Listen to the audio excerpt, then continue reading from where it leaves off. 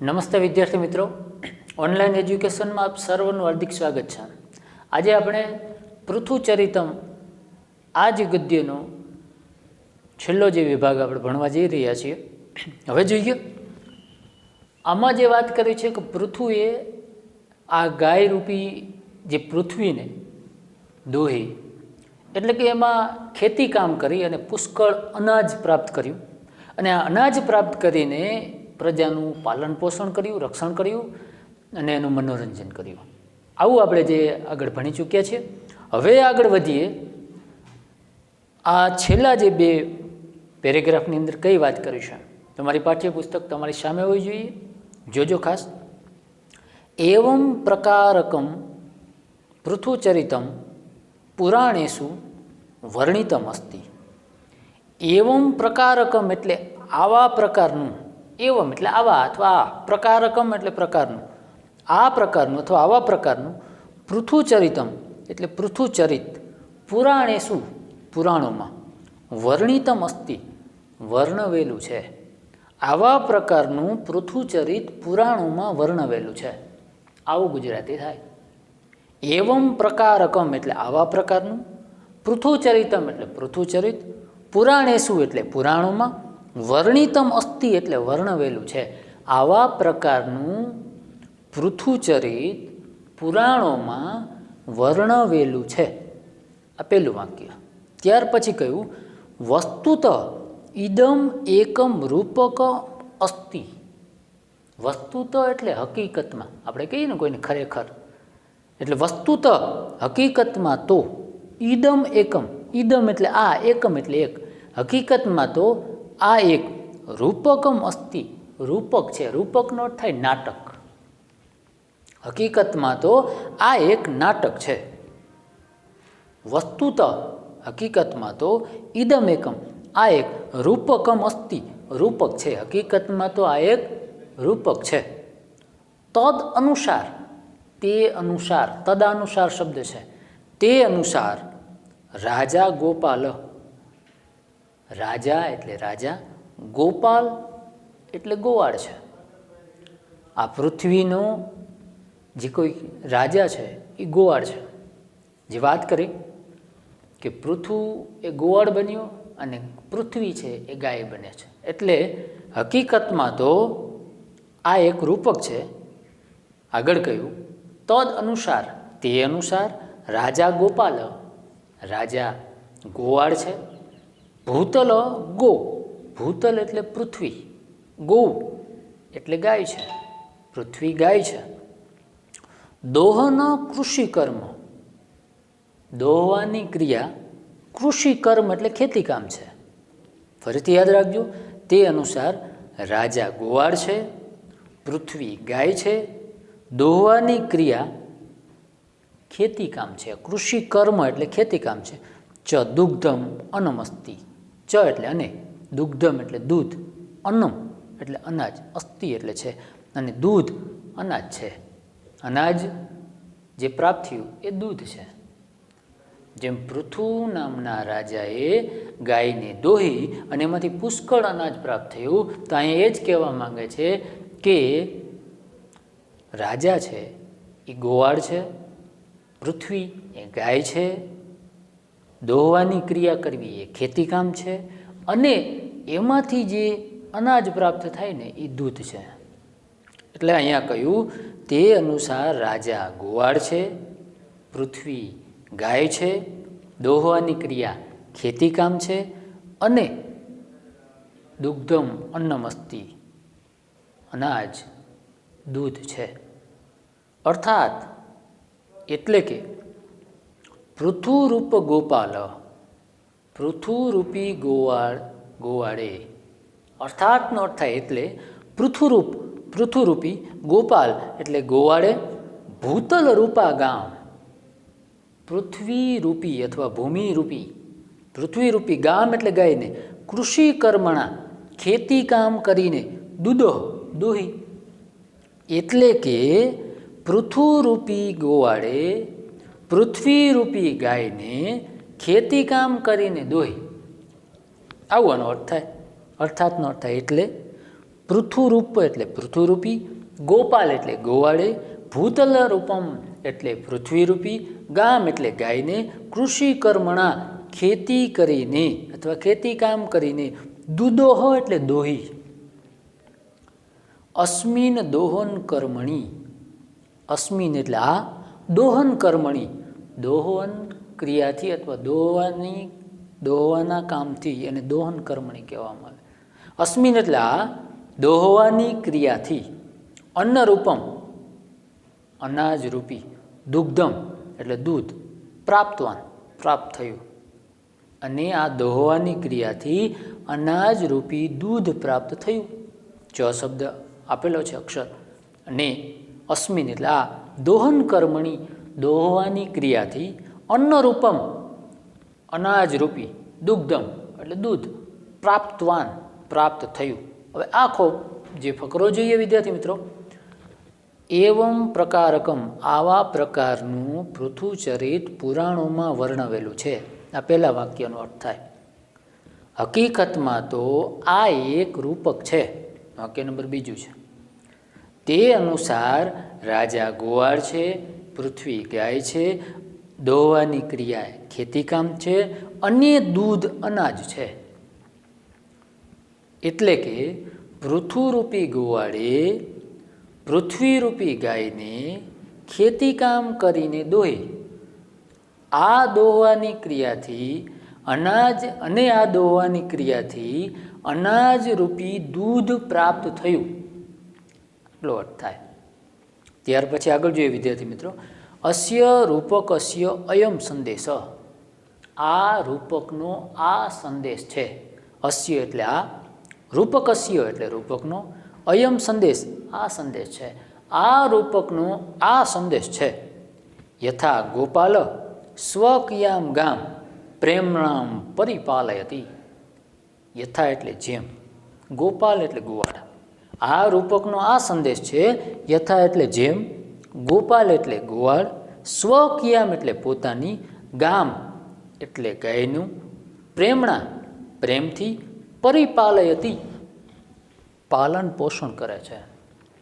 જેમ ગોવાળ પોતાની ગાયનું પ્રેમથી પાલન પોષણ કરે છે, આવો આનો અર્થ થાય. જેમ ગોવાળ પોતાની ગાયનું પ્રેમથી પાલન પોષણ કરે છે. ચ અને પરિપાલિતામ પાલન પોષણ કરાયેલી, પરિપાલિતામનો અર્થ થાય પાલન પોષણ કરાયેલી, પાલન પોષણ કરાયેલી, ગામ એટલે ગાય, અશો એટલે તેમને, પ્રાત ચ સાયમ, જો ચેતી શબ્દ છે, ચ પ્લસ ઇતિ, પ્રાત એટલે સવારે, ચ એટલે અને, સાયમ એટલે સાંજે, નિયત કાલમ, નિયત કાલમ એટલે ચોક્કસ સમયે, ચ નિયત પરિમાણમ અને ચોક્કસ પ્રમાણમાં, નિયત સમયે એટલે કે ચોક્કસ સમયે, અને નિયત એટલે ચોક્કસ થાય, ચોક્કસ પરિમાણમ એટલે માપમાં, દોગ્ધિ એટલે દોહે છે. તથા ચ તથા તેમજ રાજા આપી, રાજા પણ, સ્વકીય પોતાની, ભૂતલમ પૃથ્વીને, પ્રેમણમ પરિપાલયતે એટલે પ્રેમથી પાલન પોષણ કરે છે. આખું વાક્ય ફરીથી. આ રૂપકનો આ સંદેશ છે. યથા એટલે જેમ, ગોપાલ એટલે ગોવાળ, સ્વકિયામ એટલે પોતાની, ગામ એટલે ગાયનું, પ્રેમણા એટલે પ્રેમથી, પરિપાલયતી એટલે પાલન પોષણ કરે છે. જેમ ગોવાળ પોતાની ગાયનું પ્રેમથી પાલન પોષણ કરે છે. ચ અને પરિપાલિતામ ગામ પાલન પોષણ કરાયેલી ગાયને, અસો એટલે તે, પ્રાત ચ સાયમ સવારે અને સાંજે, નિયત કાલમ ચોક્કસ સમયે, ચ નિયત પરિમાણમ અને ચોક્કસ પ્રમાણમાં, ચોક્કસ સમયે અને ચોક્કસ પ્રમાણમાં, દોગ્ધિ દોહે છે. હવે આ વાક્ય આખું જોજો. જેમ ગોવાળ પોતાની ગાયનું પ્રેમથી પાલન પોષણ કરે છે, અને પાલન પોષણ કરાયેલી ગાયને તે સવારે અને સાંજે ચોક્કસ સમયે અને ચોક્કસ પ્રમાણમાં દોહે છે. તથા તેમ રાજા એટલે રાજાએ, અપી એટલે પણ, તેમ રાજાએ પણ, સ્વકીયમ એટલે પોતાનું, ભૂતલમ એટલે પૃથ્વીનું, પ્રેમણા એટલે પ્રેમથી, પરિપાલયત પાલન પોષણ કરવું જોઈએ, તેમ રાજાએ પણ પોતાની પૃથ્વીનું પ્રેમથી પાલન પોષણ કરવું જોઈએ. આખું વાક્ય.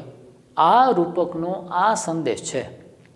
જેમ ગોવાળ પોતાની ગાયનું પ્રેમથી પાલન પોષણ કરે છે અને પાલન પોષણ કરાયેલી ગાયને તે સવારે અને સાંજે ચોક્કસ સમયે અને ચોક્કસ માપમાં દોહે છે, તેમ રાજાએ પણ પોતાની પૃથ્વીનું પ્રેમથી પાલન પોષણ કરવું જોઈએ. રાજાએ એટલે જે ખેતી કામ કરે છે, ટૂંકમાં ખેડૂત અહીંયા અર્થ આપણે લઈએ તો એની જે જમીન છે એનું પ્રેમથી પાલન પોષણ કરવું જોઈએ. વિદ્યાર્થી મિત્રો, આપણી જે ખેતી છે એ ખેતી, આપણું જે ખેતર હોય કે વાડી હોય, જો તમે એમાં યોગ્ય ખેડ ન કરો, યોગ્ય નિંદામણ ન કરો, ઘાસનો જે ઉપદ્રવ હોય એને દૂર ન કરો, અથવા તો યોગ્ય રીતે તમે બીજ ન વાવો, તો તેમાંથી આપણે જોઈએ તેટલું ઉત્પાદન ન મેળવી શકીએ.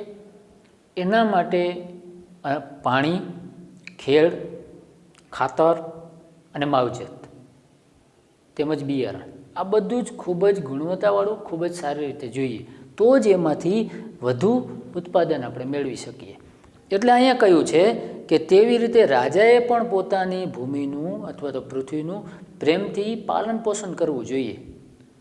પરિપાલિતમ ચ ભૂતલમ અસો, પાલન પોષણ કરેલી, ભૂતલમ એટલે ભૂમિને, પૃથ્વીને, અસો એટલે તેણે, ચ એટલે અને પાલન પોષણ કરેલી પૃથ્વીને તેણે શરદી ચ વર્ષાયામ, જો ચેતી શબ્દ છે ને, ચ પ્લસ ઈથી બે શબ્દ એમાં છૂટા પડે. શરદી એટલે શરદ ઋતુ, આપણી મુખ્ય જે ઋતુઓ 3 છે એની પેટા ઋતુ છે એ 6 છે. એટલે અત્યારે જે ખાસ આપણે જોઈએ તો શરદ ઋતુ અને હેમંત ઋતુ, હેમંત શરદ આ શિયાળાની જે ઋતુ છે.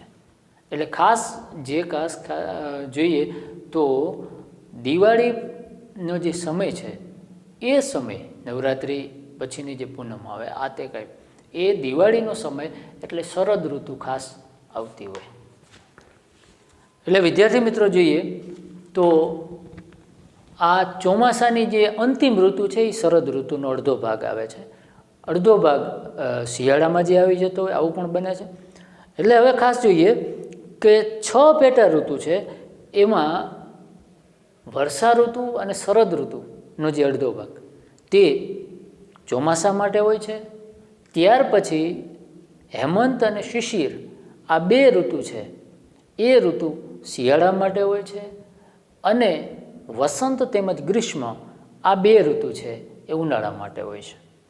એટલે ટૂંકમાં જોઈએ તો 3 મુખ્ય, 3ની 2 પેટા ઋતુ છે, અને એવું કહેવાય છે કે લગભગ 3.5 કે 4 મહિનાનો સમયગાળો એક ઋતુને મળતો હોય છે, એક મુખ્ય ઋતુને.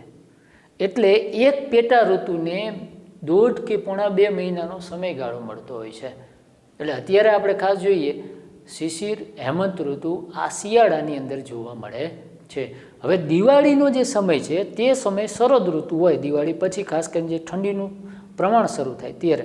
હવે આપણે જે વર્ષા ઋતુમાં જે વાવેલું છે એ વર્ષા ઋતુમાં જે વાવીએ એને શરદ ઋતુમાં છે એ લણવાનો સમય થાય, એ અન્ન પાકી જાય. એટલે અહીંયા કહ્યું છે શરદી એટલે શરદ ઋતુમાં, ચ વર્ષાયામ અને વર્ષા ઋતુમાં અને શરદ ઋતુમાં, નિયત કાલમ એટલે ચોક્કસ સમયે, નિયત પરિણામ એવમ, નિયત એટલે ચોક્કસ પરિમાણમ એટલે માપમાં, દુહ્યાત એટલે દોહવી જોઈએ. અને પાલન પોષણ કરેલી પૃથ્વીને તેણે શરદ અને વર્ષા ઋતુમાં ચોક્કસ સમયે અને ચોક્કસ માપમાં દોહવી જોઈએ. દોહવી જોઈએ એટલે ખેતી કરવી જોઈએ. આપણે વર્ષા ઋતુમાં ખેતી કરીએ, પછી શરદ ઋતુમાં એટલે ખાસ કરીને શિયાળુ જે પાક છે, રવિ પાક છે, એ જે દિવાળી પછી જે ચોમાસું જે પાક છે એ નીકળી જાય પછી આપણે વાવતા હોય, ઘઉં વાવતા હોય કે ચણા વાવતા હોય કે એ આપણે શરદ ઋતુથી એની શરૂઆત કરતા હોય. એટલે અહીંયા કહ્યું છે કે શરદ અને વર્ષા ઋતુમાં જેને આ પૃથ્વીને ચોક્કસ સમયે અને ચોક્કસ માપમાં દોહવી જોઈએ.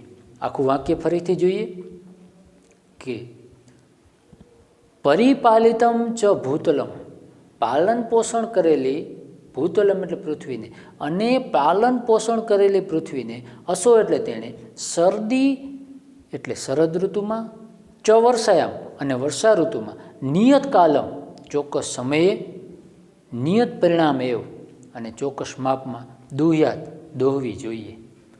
એવમેવ આવી રીતે કૃષિ કર્મણી પ્રવૃત્તા, ખેતી કામમાં પ્રવૃત્ત થયેલી પ્રજાએ અપી એટલે પણ, આવી રીતે ખેતી કામમાં પ્રવૃત્ત થયેલી પ્રજાએ પણ તથેવ ભૂતલમ, તથેવ એટલે તેવી રીતે જ, ભૂતલમ એટલે પૃથ્વીનું, પરિપાલયેયું પાલન પોષણ કરવું જોઈએ. આવી રીતે જ ખેતી કામમાં પ્રવૃત્ત થયેલી પ્રજાએ પણ ભૂતલમ તથેવ પરિપાલયેયું તેવી રીતે પૃથ્વીનું પાલન કરવું જોઈએ. કેવી રીતે?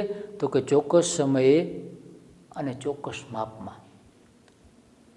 એવમેવ એટલે આવી રીતે જ કૃષિ કર્મણી ખેતી કામમાં પ્રવૃત્ત થયેલી પ્રજા આપી પ્રજાએ પણ ભૂતલમ પૃથ્વીનું તથેવ તેવી રીતે પરિપાલયેયું પાલન પોષણ કરવું જોઈએ.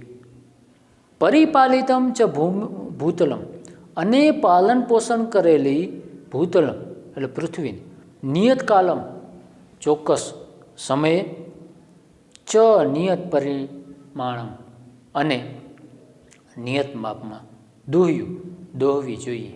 યતોહિ એટલે કેમ કે, અને પાલન પોષણ કરેલી પૃથ્વીને ચોક્કસ સમયે અને ચોક્કસ માપમાં દોહવી જોઈએ. ચોક્કસ માપમાં એટલે એમાંથી વધારે આપણે ઉત્પાદન લેવા માટે રાસાયણિક દવાઓ અથવા ખાતરોનો ઉપયોગ કરીએ છીએ એમ નહીં.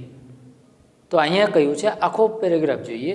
આ રૂપકનો આ સંદેશ છે, જેમ ગોવાળ પોતાની ગાયનું પ્રેમથી પાલન પોષણ કરે છે અને પાલન પોષણ કરેલી ગાયને તે સવારે અને સાંજે ચોક્કસ સમયે અને ચોક્કસ માપમાં દોહે છે, તેવી રીતે રાજાએ પણ પોતાની પૃથ્વીનું પ્રેમથી પાલન પોષણ કરવું જોઈએ અને પાલન પોષણ કરેલી પૃથ્વીને તેણે શરદ અને વર્ષા ઋતુમાં ચોક્કસ સમયે અને ચોક્કસ માપમાં દોહવી જોઈએ. આમ અથવા આવી રીતે ખેતી કામમાં પ્રવૃત્ત થયેલી પ્રજાએ પણ પૃથ્વીને તેવી રીતે જ પાલન પોષણ કરવું જોઈએ.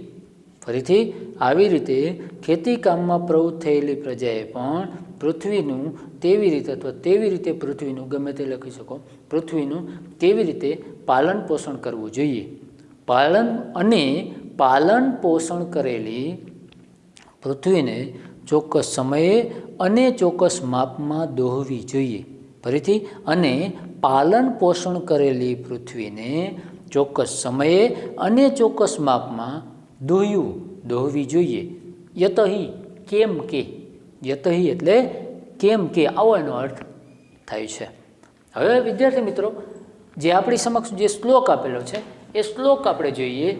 કેમ કે અહીંયાથી જે આગળ વધીએ તો અહીંયા જે આપ્યું છે, બહુધાન્ય પ્રવૃત્તો અયમ જન લોલુપ માનસ. અયમ શબ્દ છે એનાથી, અયમ એટલે કે આ, બહુધાન્ય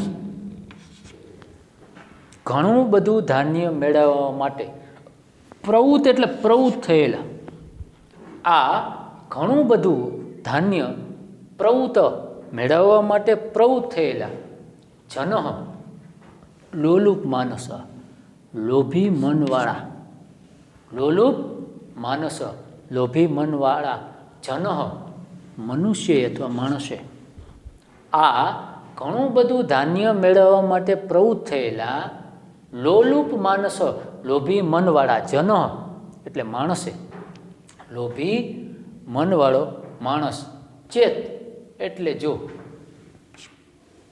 લોભી મનવાળા માણસથી જો શબ્દ છે. ભૂતલે ન રક્ષેત, પૃથ્વીનું રક્ષણ ન રક્ષતે એટલે પૃથ્વીનું રક્ષણ નહીં થાય. ન રક્ષતે શબ્દ છે. ભૂતલે એટલે પૃથ્વીનું, ન રક્ષતે એટલે રક્ષણ નહીં થાય. ફરીથી, આ ઘણું બધું ધાન્ય મેળવવા માટે પ્રવૃત્ત થયેલા લોભી મનવાળા માણસથી જો, ચેત એટલે જો, પૃથ્વીનું ન રક્ષેત રક્ષણ નહીં થાય તો હાનિ ભવિષ્યતી, હાનિ એવ ભવિષ્યતી, નુકસાન જ થશે. હાનિ રેવ શબ્દ છે, હાનિ પ્લસ એવ, હાનિ પ્લસ એવ, હાનિ એટલે નુકસાન, એવ એટલે જો નુકસાન જ, ભવિષ્યથી એટલે થશે, તો નુકસાન જ થશે. વાક્ય ફરીથી જોજો. આ ઘણું બધું ધાન્ય મેળવવા માટે પ્રવૃત્ત થયેલા લોભી મનવાળા માણસથી જો પૃથ્વીનું રક્ષણ નહીં થાય તો નુકસાન જ થશે. આ ઘણું બધું ધાન્ય મેળવવા માટે પ્રવૃત્ત થયેલા લોભી મનવાળા માણસથી પૃથ્વીનું, જો પૃથ્વીનું રક્ષણ નહીં થાય તો નુકસાન જ થશે. ક્યારે નુકસાન થશે? તો કે ઘણું બધું ધાન્ય મેળવવા માટે લોભી મનવાળો માણસ, આપણે ઘણા બધા રાસાયણિક ખાતરો નાખીએ છીએ ઉત્પાદન વધારે મેળવવા માટે, તો એનાથી પૃથ્વીને નુકસાન થાય છે, ઉત્પાદન ક્ષમતા પછી ઘટી જાય છે. એટલે કહ્યું કે આ ઘણું બધું ધાન્ય મેળવવા માટે પ્રવૃત્ત થયેલા લોભી મનવાળા માણસથી જો પૃથ્વીનું રક્ષણ નહીં થાય તો નુકસાન જ થશે. આગળ કહ્યું છે કે ભૂતલે અરક્ષિતમ, અરક્ષિતમ ભૂતલે, રક્ષણ ન થયેલી પૃથ્વી, રક્ષણ ન થયેલી પૃથ્વીમાં સસ્યમ કૃષિ ગૌરક્ષમ સર્વમ એવ વણિકપથ નશ્યતિ એવ નિત્યમ ન સંશય. અરક્ષિતે ભૂતલે, ન રક્ષાયેલી પૃથ્વીમાં, જોજો ખાસ વિદ્યાર્થી મિત્રો, ભૂતલે અરક્ષિતે, ન રક્ષાયેલી, ભૂતલે એટલે પૃથ્વી, સસ્યમ એટલે અનાજ, કૃષિ ખેતી, ગૌરક્ષ્ય ગોપાલન, એવો સર્વમ બધું જ, સર્વ એવ એટલે બધું જ, વણિકપથ વેપાર વણજ, વણિકપથ એટલે વેપાર વણજ, બધું જ વેપાર વણજ, નિત્યમ નશ્યતિ એવ, જો બધા જ વેપાર વણજનો નિત્યમ એટલે ચોક્કસ, નશ્યતિ એવ નાશ થશે જ, ન સંશય એમાં શંકા નથી, એમાં શંકા નથી. ફરીથી આ વાક્ય જોજો. ભૂતલે અરક્ષિતે શબ્દ છે, ન રક્ષાયેલી પૃથ્વીથી અથવા ન રક્ષાયેલી પૃથ્વીમાં અનાજ, ખેતી, ગોપાલન બધું જ વેપાર વણજ, ચોક્કસ, નશ્યતિ એવ નાશ પામશે જ અથવા નાશ પામે છે, ન સંશય એમાં શંકા નથી, એમાં શંકા નથી. ફરીથી, ન રક્ષાયેલી પૃથ્વીમાં અનાજ, ખેતી અને ગોપાલન બધું જ વેપાર વણજ, નિત્યમ નશ્યતિ એવ ચોક્કસ નાશ પામે છે, ઇતિ ન સંશય, અહીંયા ન સંશય એટલે એમાં શંકા નથી, એમાં શંકા નથી. આખું આ જોઈએ તો જોઈએ કે આ ઘણું બધું ધાન્ય મેળવવા માટે પ્રવૃત્ત થયેલો લોભી મનવાળા માણસથી જો પૃથ્વીની રક્ષા નહીં થાય તો નુકસાન જ થશે. ત્યાર પછીનું આવું કહ્યું છે કે ન રક્ષાયેલી પૃથ્વીમાં અનાજ, ખેતી અને ગોપાલન બધું જ વેપાર વણજ ચોક્કસ નાશ પામે છે, એવમ ન સંશય એમાં શંકા નથી. ન રક્ષાયેલી પૃથ્વીમાં અનાજ, ખેતી અને ગોપાલન બધું જ વેપાર વણજ ચોક્કસ નાશ પામે છે, એમાં શંકા નથી. આ પ્રમાણે આની વાત કરી છે. વિદ્યાર્થી મિત્રો, આ જે પાઠ છે એ પાઠની અંદર ખેતીનું મહત્ત્વ દર્શાવવામાં આવ્યું છે કે આપણો દેશ છે એ ખેતી પ્રધાન દેશ છે. ખેતી કરી અને આપણે જીવન ગુજારીએ છીએ, બીજાનું પાલન પોષણ કરીએ છીએ. તો આપણે જેમાંથી ઉત્પાદન મેળવીએ છીએ એનું રક્ષણ કરવું એ આપણી પહેલી ફરજ છે. એટલે યોગ્ય પ્રમાણમાં અને યોગ્ય સમયે ખેતી કરવી એ હિતાવહ છે વધારે ઉત્પાદન મેળવવા માટે અને ગુણવત્તાસભર સારું ઉત્પાદન મેળવવા માટે. અસ્તુ. નમો નમઃ.